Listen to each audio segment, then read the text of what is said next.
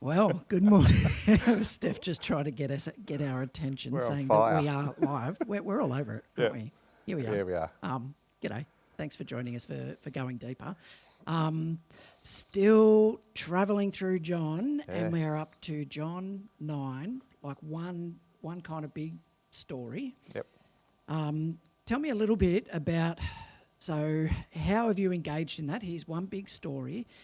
How did you go from trying to chew on that whole chapter and down into pulling out the handful of things that you're able to grab? Yeah, I think one of the hard things is that we are breaking it into chapters, Yep. which, so this story really flows from chapter 8, Yep. and it helps make chapter 10 make sense. Right.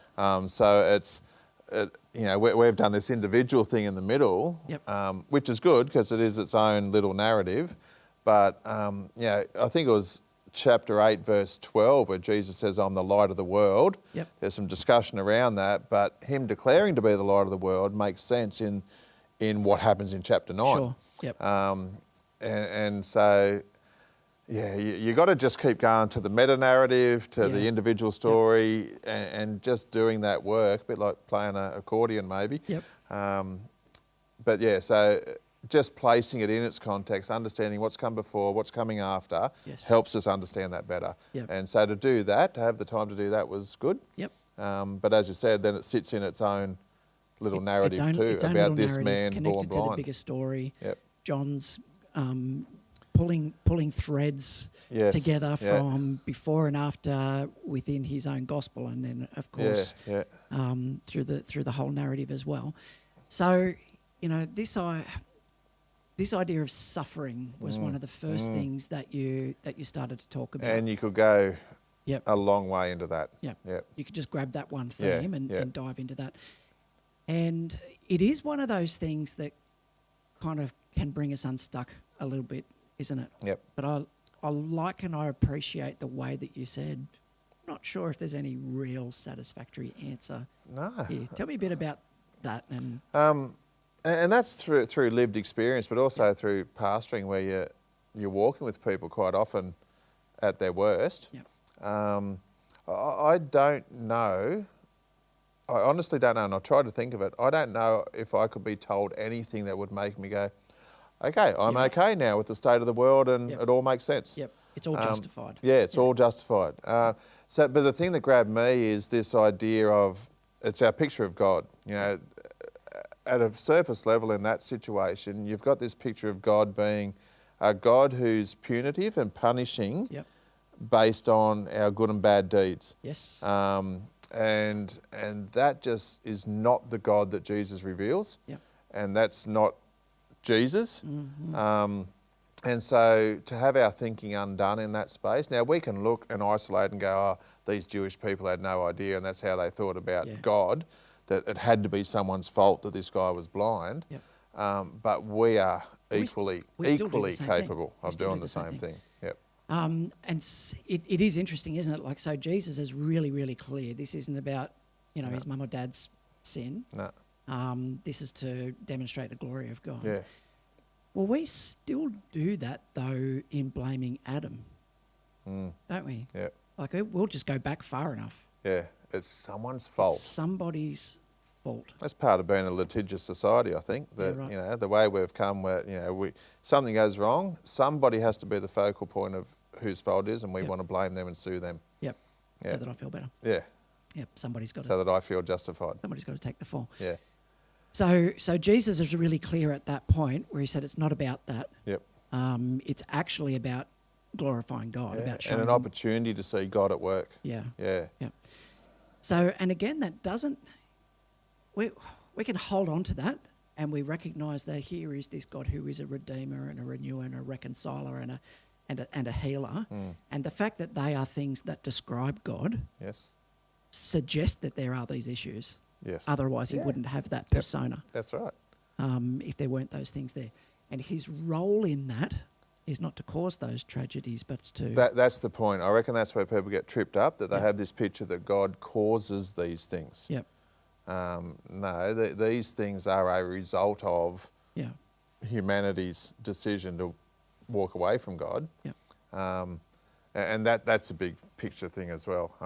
But yeah, just having that idea of who God truly is and what he's about. He's not up there. The world is not, to use a N.T. Wright phrase, it's not a big slot machine where if we put in good deeds, we Yeah, get right. good things back. Yep. If we put in bad deeds, we get bad That's things back. Santa Claus. Yeah, because that's not our lived reality either. Mm. We know people who do some pretty rotten things and nothing ever seems to go wrong. Yeah. And we know some people who live, Yeah. in our eyes, pretty good lives and life's a mess for them. And we see that through Yeah, Psalms so, and Proverbs. so and those things are not true. And it's not God up there pulling the strings and manipulating, I'm going to cause these things in your life. Yep. No, these things happen in a broken world, but God is the one who can be at work in Yes. in redeeming, restoring. So he is the cause of redemption. Yep.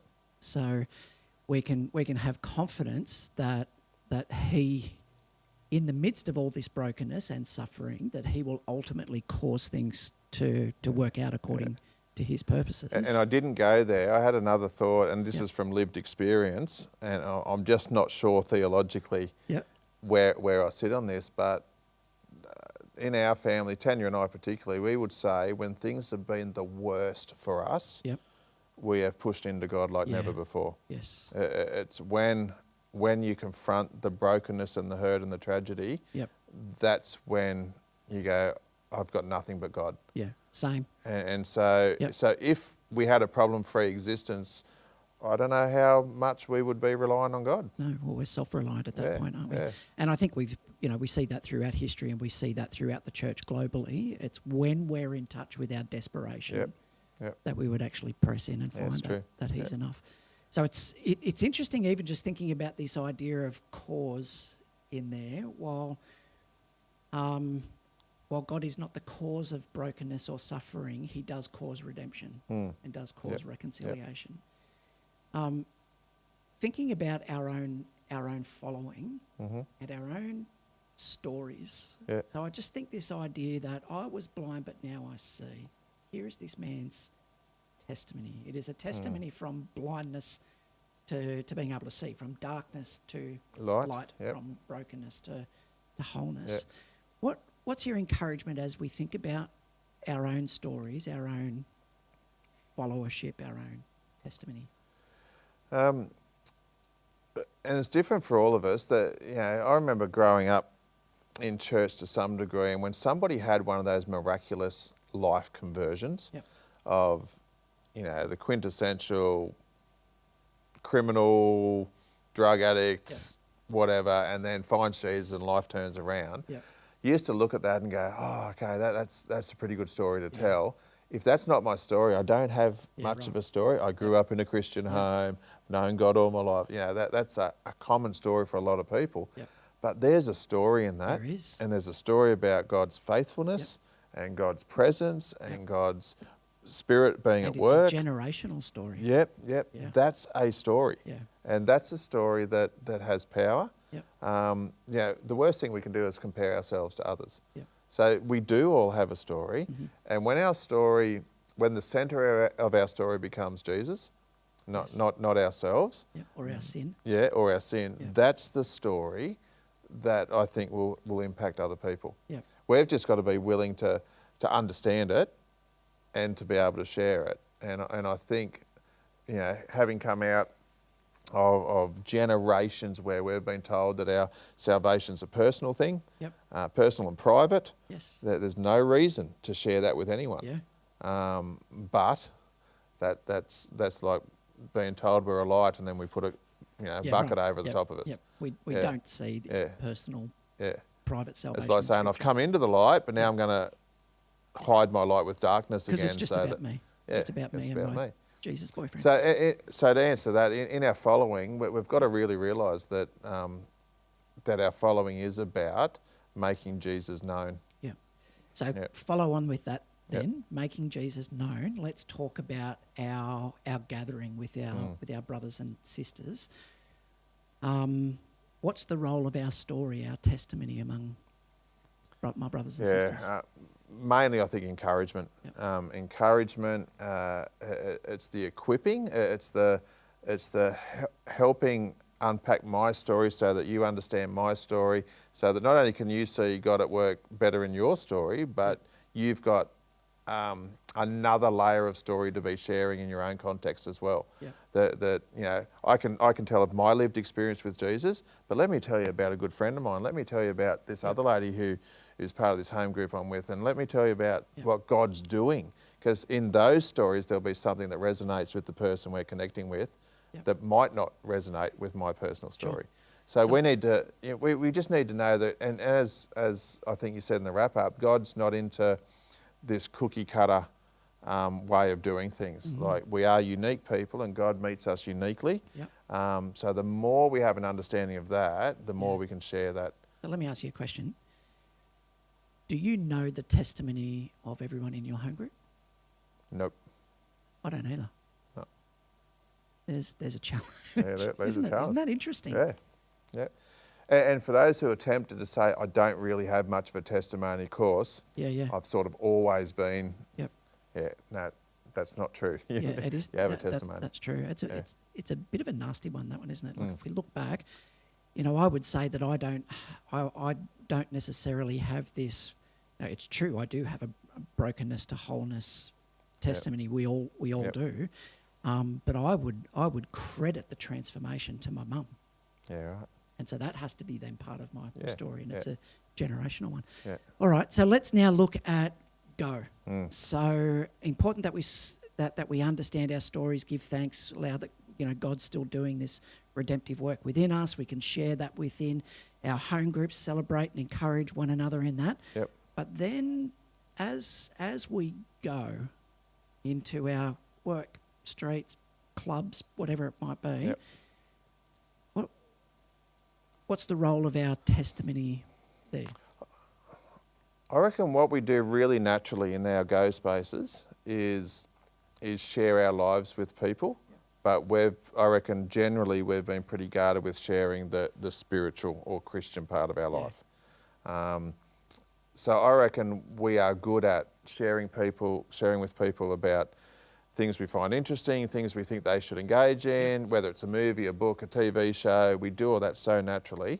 But just that step, and we've talked about the chicken line, that step of mentioning the word Jesus, mentioning the word church, mentioning the word Bible, faith, and knowing that if that's just part of your stories, someone might not like to hear it, but they can't argue it. But it also doesn't need to be a theological No, conversation. no. It's just my story. But if it is part of your story, it should be as natural to share that as any other part of what your kids are doing or where you went for a holiday or saw a good movie. And understanding that we carry good news. And that, I think that's a huge one, isn't it? Recognising that that's a barrier for us. I do have a story. That story is a story of good news. It's part of the ultimate good news story. And if we truly if we truly had revelation that it is good news, we would be sharing with everyone. I would think, and I'd say this is true of me, I way underestimate how good the news is that we have. I way underestimate it. And I way underestimate what the Holy Spirit can do with what I'm willing to share for others. We are not going to stand before Jesus and say, oh, Jesus, I way overestimated you. I had a conversation with some people this week just saying we need to fully believe and understand that God is at work in all people's lives. Yes. And any interaction I'm having, if I've got the mindset, this could be tilling some soil. This could be planting a seed. This could be watering a seed that's already there. I just don't know. That's his job. But I'll let him in me, let the Spirit in me do what he needs to do in this conversation. All things are moving towards reconciliation. That's Imagine good. if we all had that mindset. I'd like it. Any final word of encouragement before we wrap up? No, I was really grabbed by just this. I do know. I was blind. Now I can see. This is this guy who had no credence in society, who in the range of a few events, was standing before the religious leaders just going, you guys don't get it. Yeah. This is where it's at. Yeah.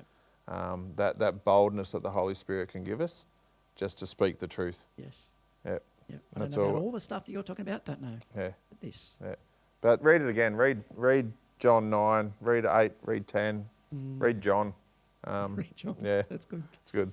All right, appreciate that. Thank you so much for No worries. today. Some good things to think about this week with Home Group. This idea of hearing each other's testimony, that would be a great thing to do. So bless you, have a great week, and we'll see you soon. See ya.